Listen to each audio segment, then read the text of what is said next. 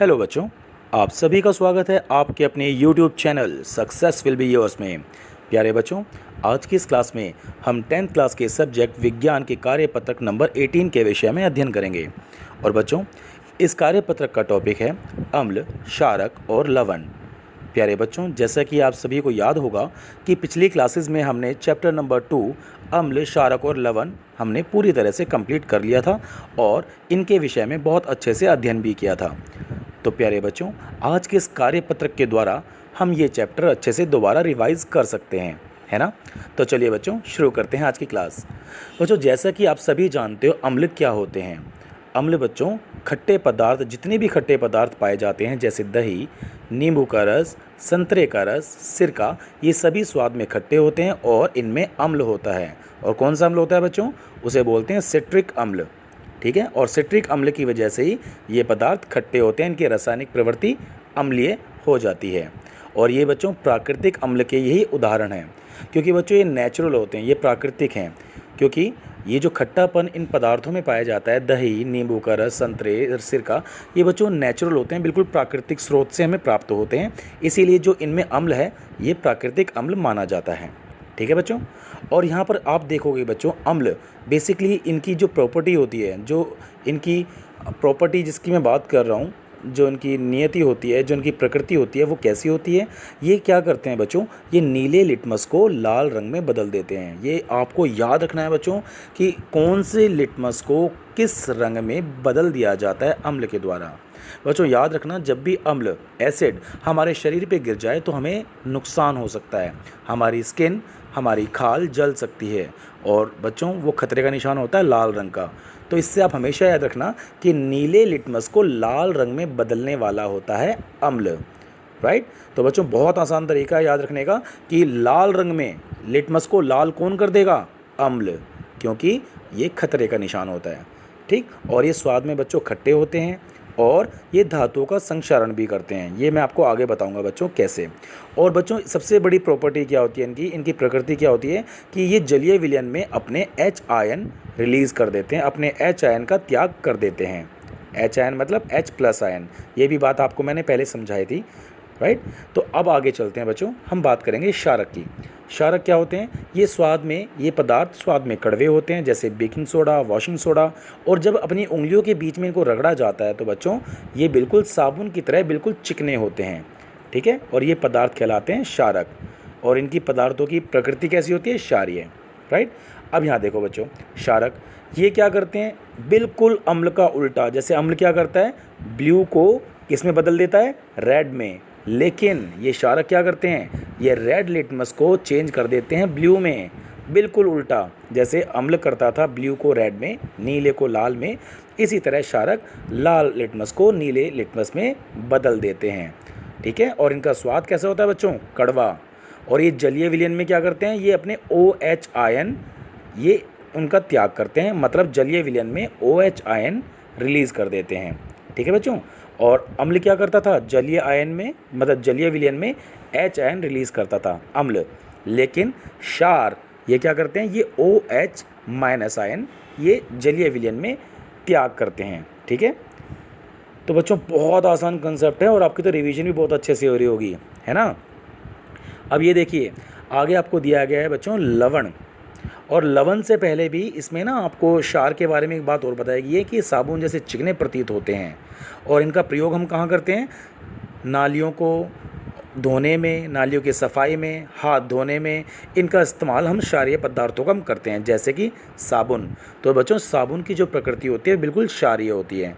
ठीक है, और जो हम कपड़े धोते हैं वॉशिंग सोडा, उसकी प्रकृति भी क्षारीय होती है। राइट। तो बच्चों ये तो एग्जाम्पल थे क्षारक के।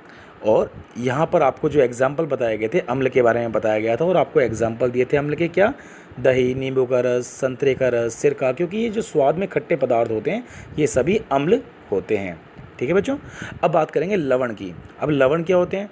देखो बच्चों, जब भी एसिड मतलब अम्ल और बेस को मतलब क्षार को, हम जब भी बच्चों अम्ल और क्षार को आपस में अभिक्रिया करवाएं, अम्ल और क्षार की, तो बच्चों क्या होता है?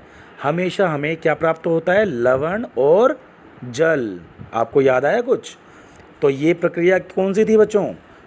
न्यूट्रलाइजेशन प्रक्रिया, है ना, याद आया कुछ? तो लवण हमें प्राप्त होते हैं न्यूट्रलाइजेशन प्रक्रिया के द्वारा, ठीक है। और इसमें क्या होता है, अम्ल और क्षार जब आपस में मिलते हैं, आपस में अभिक्रिया करते हैं, तो ये बिल्कुल न्यूट्रलाइज हो जाते हैं और हमें प्राप्त होता है लवण और जल, है ना बच्चों, याद आया कुछ? तो बच्चों लवण हमें प्राप्त होते हैं, अम्ल और क्षार को जब आपस में अभिक्रिया करवाते हैं तो हमें प्राप्त होते हैं लवण, ठीक है, और जल के कुछ बूंदे या फिर जल की कुछ मात्रा, राइट। तो बच्चों हम पदार्थों को चखते नहीं हैं, लेकिन कोई पदार्थ अम्लीय है या क्षारीय है, इसका परीक्षण करने के लिए विशेष प्रकार के पदार्थों का उपयोग किया जाता है और ये कहलाते हैं सूचक। अब देखो बच्चों, कोई पदार्थ यदि आपको दे दिया जाए और आपसे पूछा जाए कि यार ये पदार्थ क्षारक है या अम्ल, तो ऐसा तो नहीं है ना कि आपको चखना पड़ेगा, क्योंकि अम्ल को चखोगे तो आपकी जीभ जल जाएगी, क्योंकि अम्ल खतरनाक होते हैं हमारे शरीर के लिए। तो ऐसा नहीं है कि अम्ल और क्षारक को चखने की ज़रूरत पड़े। तो बच्चों हमारे पास बहुत सारे ऐसे पदार्थ होते हैं जिनका उपयोग से हम बता सकते हैं कि दिया हुआ पदार्थ अम्लीय है या क्षारीय है, और उन पदार्थों को क्या कहते हैं बच्चों? उन्हें कहते हैं सूचक। और सूचक कितने प्रकार के होते हैं बच्चों? सूचक 3 प्रकार के हैं। पहला प्राकृतिक सूचक, दूसरा कृत्रिम सूचक और तीसरा गंधीय सूचक। बच्चों प्राकृतिक सूचक वो होते हैं जो कि हमें बिल्कुल प्रकृति से प्राप्त होते हैं, और जब हम दिए गए पदार्थ में ये सूचक हम मिलाते हैं तो उसकी रंग में बदलाव होता है, और उससे हमें पता चल जाता है कि दिया हुआ पदार्थ अम्ल है या क्षारक। जैसे बच्चों प्राकृतिक पदार्थ जैसे कि लिटमस, लाल पत्ता गोभी का रस और हल्दी, तो बच्चों ये एक तरह के प्राकृतिक सूचक हैं, क्योंकि जब अम्ल यदि लिटमस के साथ अभिक्रिया करता है अम्ल, तो क्या होता है, नीले को लाल में बदल देता है, ठीक है। और जब क्षारक लिटमस के साथ अभिक्रिया करता है तो क्या करता है, लाल को नीले में बदल देता है, जैसे मैंने अभी आपको यहाँ बताया था ना अम्ल और क्षारक का। तो इसी तरह जो पत्ता गोभी का रस होता है, जब अम्ल उसके साथ मिलाया जाता है, दिया हुआ पदार्थ यदि अम्ल है और वो गोभी के पत्ते के रस के साथ मिलाया जाए तो उसका रंग लाल हो जाता है। तो हमें पता चल जाता है कि दिया हुआ पदार्थ अम्ल है। और जब दिया हुआ पदार्थ यदि क्षारक है और उसको गोभी के पत्ते के रस में मिलाया जाता है तो उसका रंग हरा हो जाता है, तो हम समझ जाते हैं कि ये पदार्थ क्षारक है, राइट। इसी तरह बच्चों जब हल्दी के ऊपर कोई दिया हुआ पदार्थ डाला जाए और उस पर कोई बदलाव ना हो तो समझ लो कि वो अम्ल है, ठीक है। लेकिन यदि क्षारक उसके ऊपर हल्दी के ऊपर डाला जाए तो वो उसका रंग हो जाता है लाल, तो हमें पता चल जाएगा दिया हुआ जो पदार्थ है वो क्षारक है, राइट। बहुत आसान था बच्चों। अब इसी तरह आप आगे देखो, आपको दिया हुआ है दूसरा कृत्रिम सूचक जो कि मैन मेड होता है, जो वो फैक्ट्री में बनाया जाता है, जैसे कि मिथाइल ऑरेंज और फेनोफ्थलीन। तो बच्चों जब मिथाइल ऑरेंज को जब किसी अम्ल के साथ मिलाया जाए तो उसका रंग लाल हो जाता है, तो हमें पता चल जाता है कि जो पदार्थ हमें दिया गया वो अम्ल है। और यदि हमें पदार्थ दिया गया क्षार, ठीक है, क्षार हमें दिया गया, यदि उस क्षार को मिथाइल ऑरेंज के साथ मिलाया जाए तो उसका रंग पीला हो जाता है, तो पता चल जाएगा कि कंटेनर के अंदर क्या है, क्षार, ठीक है। और इसी तरह फेनोफ्थलीन में जब दिया हुआ पदार्थ मिलाया जाता है तो यदि वो रंगहीन हो जाए तो समझ जाओ कि आपको क्या दिया हुआ है, आपको अम्ल दिया गया है। और यदि दिया हुआ पदार्थ फेनोफ्थलीन के साथ मिलाया जाए और उसका रंग गुलाबी हो जाए तो समझ जाओ कि कंटेनर में क्या है, आपको कौन सा पदार्थ दिया गया है, आपको क्षार दिया हुआ है। क्योंकि क्षारक की अभिक्रिया जब इस फेनोफ्थलीन के साथ होती है तो गुलाबी रंग में बदल जाता है, और जब इसके साथ अम्ल की अभिक्रिया कराई जाती है तो फेनोफ्थलीन का रंग रंगहीन हो जाता है, राइट। तो बच्चों बहुत आसान था ये। इसी तरह देखो बच्चों, आपको तीसरा सूचक आपको बताया गया है गंधीय सूचक, मतलब इन सूचकों की गंध में बदलाव हो जाता है जब भी अम्ल और क्षार के साथ अभिक्रिया करते हैं। जैसे बच्चों प्याज का रस, वेनिला, लौंग का तेल, ये सभी सूचक बच्चों होते हैं गंधीय सूचक। जैसे प्याज के रस में यदि अम्ल मिला दिया जाए तो बच्चों बहुत तीक्ष्ण गंध आती है, तो समझ जाओ कि आपको वो जो पदार्थ दिया गया है वो अम्ल है, ठीक है।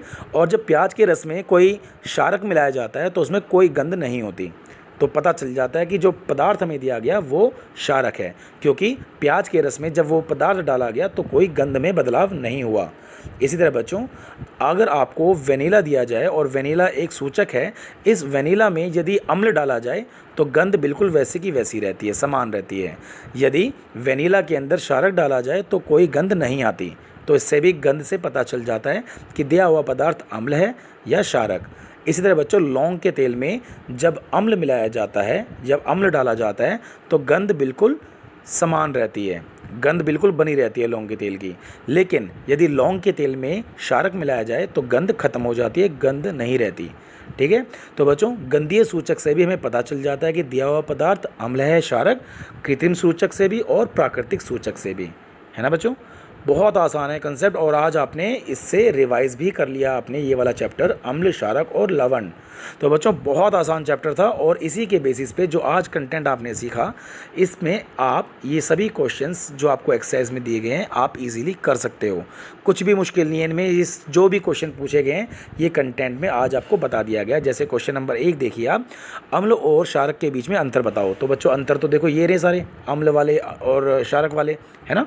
और इसी तरह घरेलू उत्पाद जैसे खिड़की साफ़ करने के लिए पदार्थों में अमोनिया मिलाया जाता है, लाल लिटमस को नीला कर देते हैं। अब लाल को नीला कौन करता है? क्षारक, है ना। लाल को नीला कौन करता है? क्षारक। और नीले को लाल में कौन बदलता है? अम्ल। तो ये सारी चीज़ें बच्चों आपको इस कंटेंट में मैंने बता दी है, कुछ भी मुश्किल नहीं है इस एक्सरसाइज में। ठीक है, तो बच्चों बहुत बहुत शुक्रिया जो आपने अपना कीमती और वैल्यूबल वक्त दिया इस वीडियो को देखने में और इस कंटेंट को समझने में। So thank you very much मेरे बच्चों।